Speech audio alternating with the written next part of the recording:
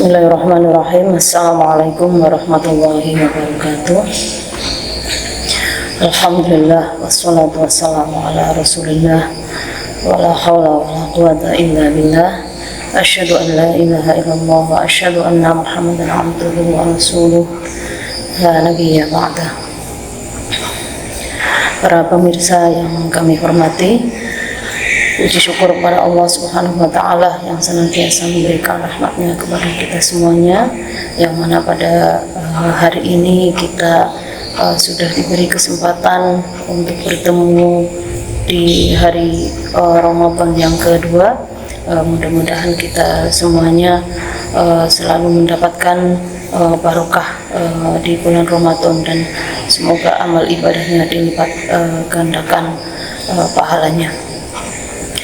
Salawat serta salam semoga selalu tercurahkan kepada junjungan kita Nabi Agung Muhammad Sallallahu Alaihi Wasallam, yang selalu kita harapkan syafaatnya kelak di yaumil qiyamah, dan mudah-mudahan kita semuanya termasuk dari umat beliau yang nantinya akan mendapat syafaat dari beliau. Alhamdulillah, pada kesempatan kali ini di saat menunggu datangnya masa-masa berbuka puasa, akan kami sampaikan terkait dengan tema pendidikan, yaitu metode mendidik menurut Islam.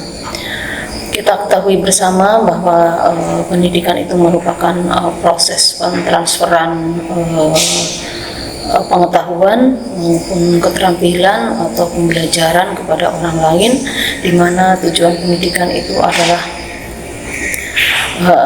untuk mentransfer ilmu kepada orang lain, di mana untuk mencapai tujuan tersebut maka diperlukan suatu metode, yang mana metode tersebut insya Allah berpengaruh terhadap hasil daripada pendidikan yang dimaksud.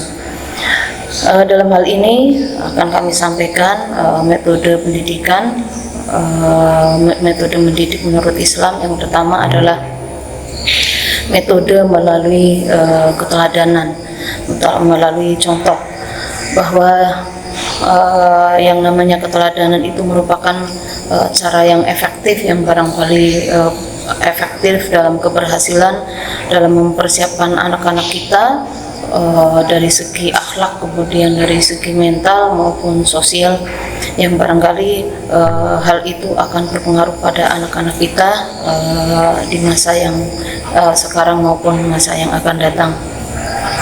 Kemudian dalam hal ini yang namanya pendidik itu bukan hanya saja bagi seorang guru, namun pendidik itu bisa orang tua atau bisa orang yang lebih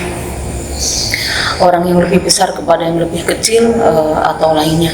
Jadi bukan hanya seorang guru, tapi orang tua itu juga termasuk pendidikan dalam keluarga. Kemudian kalau di pesantren itu juga, misalkan bapak kiai ke santrinya, seperti itu. Jadi pendidik itu hanya bukan seorang guru. Kemudian dalam hal ini kita sebagai seorang pendidik yang menjadi panutan atau contoh bagi semuanya, bagi anak didiknya, maka dari itu kita semuanya harus menjadi teladan yang patut untuk dicontoh bagi anak didiknya. Hal ini sebagaimana difirmankan oleh Allah Subhanahu wa Ta'ala, bahwa Allah itu sudah mencontohkan kepada kita semuanya dalam menyampaikan ajaran-ajarannya. Allah itu melalui Rasulullah, yaitu sebagai seorang teladan bagi kita semuanya. Sebagaimana disebutkan di dalam Al-Quran, yaitu di surat Al-Ahzab ayat 21, yang bunyinya, A'udzubillahi minasyaitonir rajim. Bismillahirrahmanirrahim. Laqad kana lakum fi Rasulillahi uswatun hasanatun liman kana yarjullahi wal yawmil akhir wa dzakarallaha katsiran. Bahwa yang mengandung arti, sungguh pada diri Rasulullah itu adalah benar-benar ada suri tauladan yang baik bagi kamu sekalian, yaitu bagi orang-orang yang menghadapkan rahmat dan datangnya hari kiamat, serta yang banyak mengingat kepada Allah Subhanahu wa taala. Dalam hal ini sudah dicontohkan oleh Allah melalui ayat tersebut, bahwa dalam memberikan pengajaran, memberikan pendidikan itu melalui contoh, yang mana pada seorang pendidik manakala mendidik putra putrinya, mendidik anak didiknya, mari kita didik mulai dari diri kita sendiri. Jangan sampai kita mengajarkan kepada orang lain sementara kita sendiri tidak bisa menjadi contoh. Misalkan saja kita ajarkan kepada anak-anak kita untuk sholat, maka kita harus memberikan contoh dulu kepada anak-anak kita terkait dengan sholat. Manakala kita menyuruh anak untuk berpuasa, kita pun harus berpuasa terlebih dahulu untuk memberikan contoh kepada anak-anak didik kita. Begitu juga manakala kita mendidik anak-anak kita untuk berhijab, alangkah baiknya juga kita berhijab terlebih dahulu. Seperti itu, sehingga kita akan menjadi teladan yang baik buat anak-anak kita, yang insya Allah tujuan pendidikan akan mudah tercapai. Barangkali itu yang diantara metode mendidik yang pertama yang barangkali pada pertemuan kali ini kita sampaikan.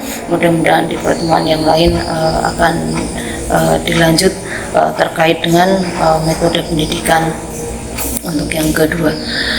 Barangkali itu yang dapat saya sampaikan. Kami ucapkan selamat berbuka puasa. Mudah-mudahan pahala selalu berlimpah pada diri kita semuanya, terutama dalam bulan Ramadan, bulan yang penuh dengan pahala, dan mudah-mudahan kita nantinya dimasukkan ke dalam surga melalui pintu surga yang bernama yang Ar-Rayyan. Barangkali itu yang dapat saya sampaikan. Mohon maaf atas segala kekurangannya. Akhir qauli, wassalamualaikum warahmatullahi wabarakatuh.